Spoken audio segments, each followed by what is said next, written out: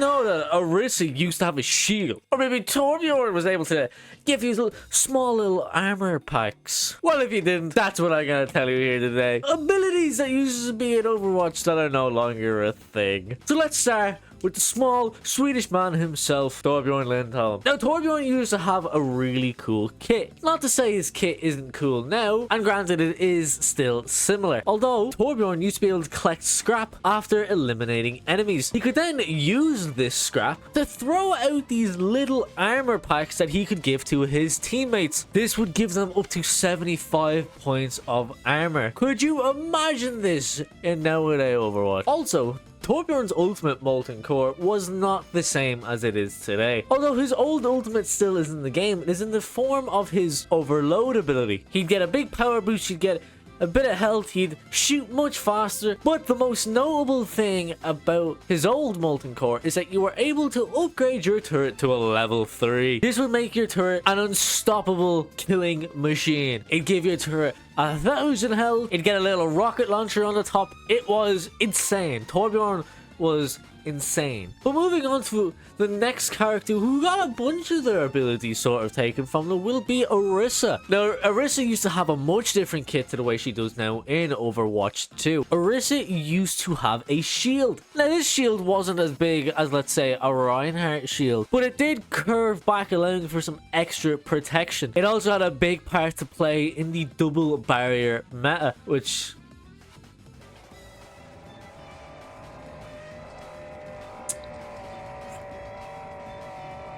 another one of Orisa's abilities that was changed is she no longer has her Halt ability. This would fire out this sort of green orb that would then shoot little beams to people, and once you had a little beam on someone, you could stop it mid-air and it would pull people in. It led to some pretty good plays, and it also allowed Orisa to pull people off the map.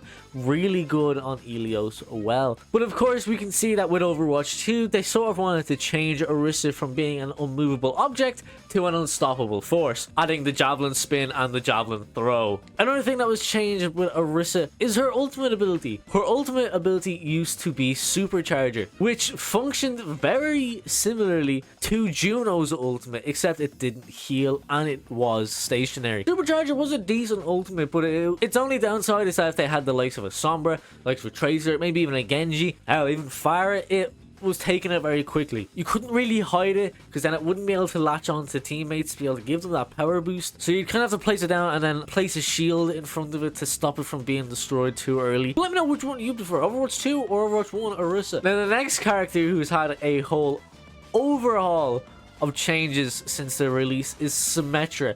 Symmetra has been changed, I think, 3 times now. So starting off, Symmetra's beam used to lock onto targets. This made Symmetra really strong. I'm sure you can imagine being either a Genji or a Tracer nowadays and having Symmetra beam lock onto you. It would not be a fun experience. She also used to be able to put this little photon barrier onto her teammates, which ultimately got reworked into her being able to shoot a projectile barrier in a direction. Very similar to how Sigma works, except it would just go and go and go until it couldn't go anymore. She also originally had up to 6 turrets available. Optimus Prime is going off right now. 6 turrets, which made lining up chokeholds very dangerous. Her ultimate used to be different as well. She had 2 options for an ultimate. The only character to have 2 options for an ultimate. You could either place a teleporter, which would spawn one back in your spawn room, allowing you for a quick re-entry back to wherever you needed to be, or you could place a shield generator. Shield generator used to produce 75 shields within a 50-meter radius, and this would last until it was destroyed. Kind of crazy. You could go and hide it in the back somewhere away from the enemy team, and you'd just have pretty much a permanent 75 shields until it was eventually found and destroyed. It's also worth noting that even all the Overwatch 2 characters have a shield generator voice line. Now, whether that be maybe for some sort of shield generator in PvE, or maybe there will be an upcoming hero that will feature a shield generator. But moving on to the last sort of completely overhauled hero who got a complete change to how they originally were, which is Bastion. Bastion used to function pretty differently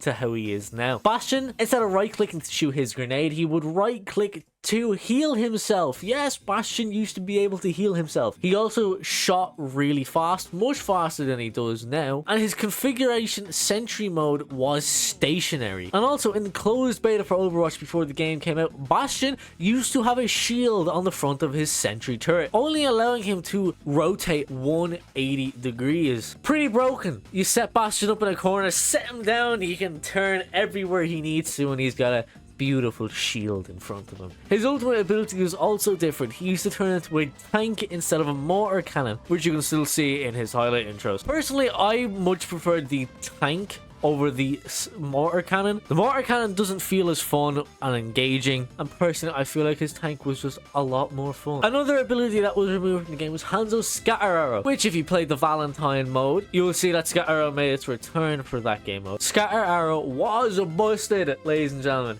Busted. You could be one-shotting tanks with this thing.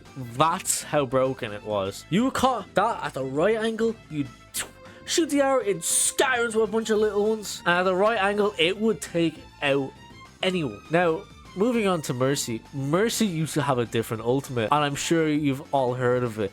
The old Mass Resurrect. Now one of her normal abilities in game, her ultimate used to be she could res everyone on her team. So what do? You go into an engagement, you start fighting on point, your team are getting enemy team pop about 2 tools, 3 ults, kill your entire team. There's the sneaky Mercy in the back line to swoop in. 5 people back up in an instant, which would lead to most wins. Remember, you'd hear people calling out for Mercy, just watch for the Mercy, watch for the Mercy. She swoops in. Whole game flashed before your eyes. This is it. This is where we lose. There she is flying in. She's resurrected 5. It's over. Game over. We've invested our abilities. We're still healing. We've no ultimates. It was a crazy time indeed. Another one that a lot of people might not remember is Soul Orb, now making its return in Halloween game mode. Junkenstein's laboratory. Use as sort of a little counter for Mercy. If Reaper were to kill someone, they would drop this little soul orb that he could absorb to heal himself. Once that soul orb has been taken, Mercy would not be able to resurrect. Soul orb was a cool ability, but it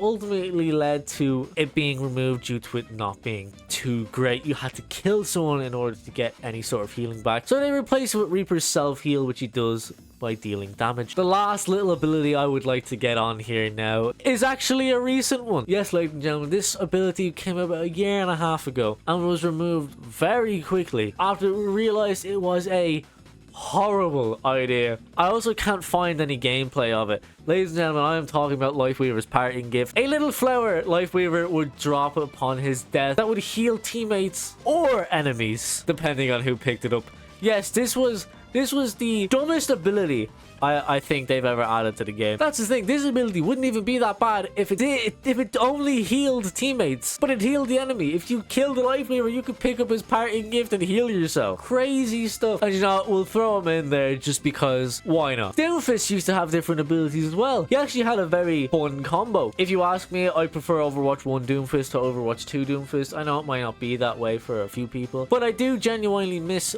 Overwatch 1 Doomfist. I really had fun with his combo, although I do think that his punch was a little broken. A fully charged punch would kill pretty much any DPS, but he used to have a rising uppercut where he would uppercut, nothing else to it, he'd uppercut you up into the air. His slam ability also used to work differently as well. It had a power meter depending from where you launched it from, but obviously we know with Overwatch 2 they took uppercut and ground slam and they into one, so he just goes pew up in the air, straight back down. No uppercut though. But yeah, those are some abilities that used to be in Overwatch that are no longer in the game. Let me know in the comments if you would have preferred any of these abilities or you are glad to see them gone. Also hit that subscribe button. We are pushing for 1k subscribers. Any help is greatly appreciated. All my social medias are linked in the description, as well as ways to support me further.